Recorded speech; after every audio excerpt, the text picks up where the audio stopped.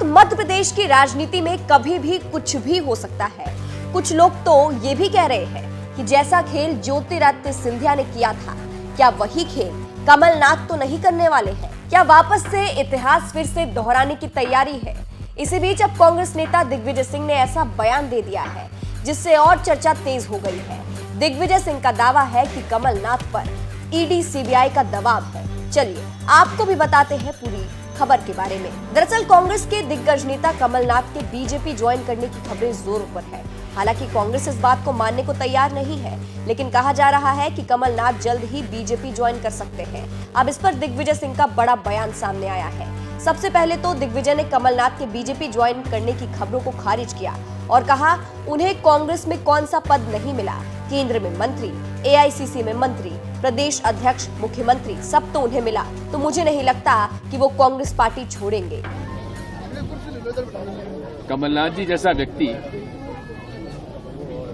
जिन्होंने की शुरुआत कांग्रेस से की और जिन्हें हम सब इंदिरा जी का तीसरा सुपुत्र मानते थे और उन्होंने हमेशा कांग्रेस का साथ दिया है, कांग्रेस के स्तंभ रहे। कौन सा पद उन्हें नहीं मिला? केंद्र में मंत्रिमंडल, एआईसीसी में महामंत्री, प्रदेश कांग्रेस कमेटी अध्यक्ष, मुख्यमंत्री, सारे पद उनको मिले हैं और मुझे नहीं लगता कि वे पार्टी छोड़ेंगे।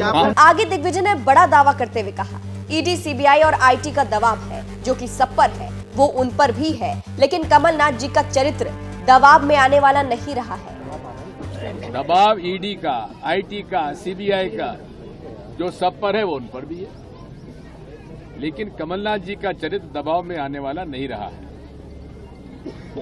आप लोगों ने पिछले 15 दिन में और कोई खबर ही आपके पास नहीं है इसके अलावा?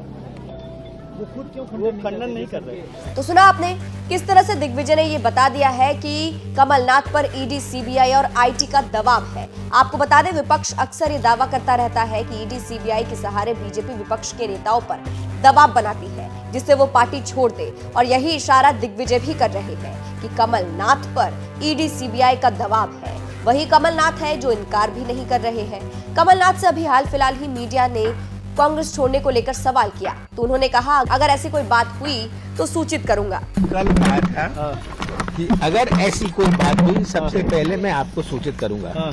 अभी तो मैं 13वीं में जा रहा हूं। आप लोगों को भी चलना, चलिए मेरे साथ। तो सर बात है सर आगे स्थिति कौन सी बात? सर भाजपा में शामिल होने की रघुनाथ जी की बात हो रही है। मेरी तो कहीं बात नहीं हुई सर। ठीक है। वही कमलनाथ के करीबी सज्जन सिंह भी इशारों में कई संकेत दे रहे हैं। 3 चीजें काम करती हैं, मान, अपमान और स्वाभिमान। जब इन पे कहीं चोट पड़ती है तो मनुष्य अपने जीवन के निर्णय को, एक इतना शीर्ष राजनेता जिसने जीवन के 45 वर्ष में कांग्रेस के लिए और इस राष्ट्र के लिए बहुत कुछ किया है, इतना बड़ा नेता जब अपने दल से अलग हट के जाने का विचार करता है तो इसके पीछे 3 सूत्र काम करते हैं, मान, अपमान और स्वाभिमान। फिलहाल अब तो आने वाले वक्त में पता चलेगा कि कमलनाथ कोई खेला करते भी है या नहीं। दिग्विजय के बयान पर आपकी क्या राय है, कमेंट करके जरूर बताइएगा। अंत में आपको दिग्विजय सिंह का पूरा बयान सुनाते हैं।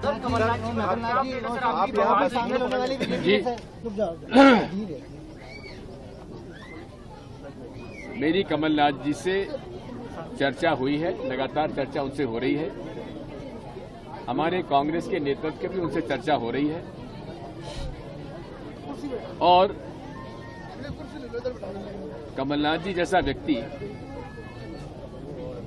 जिन्होंने की शुरुआत कांग्रेस से की और जिन्हें हम सब इंदिरा जी का तीसरा सुपुत्र मानते थे और उन्होंने हमेशा कांग्रेस का साथ दिया है, कांग्रेस के स्तंभ रहे। कौन सा पद उन्हें नहीं मिला? केंद्र में मंत्रिमंडल, एआईसीसी में महामंत्री, प्रदेश कांग्रेस कमेटी अध्यक्ष, मुख्यमंत्री, सारे पद उनको मिले हैं और मुझे नहीं लगता कि वे पार्टी छोड़ेंगे। दबाव ईडी का, आईटी का, सीबीआई का जो सब पर है वो उन पर भी है, लेकिन कमलनाथ जी का चरित्र दबाव में आने वाला नहीं रहा है। आप लोगों ने पिछले 15 दिन में और कोई खबर ही आपके पास नहीं है इसके अलावा।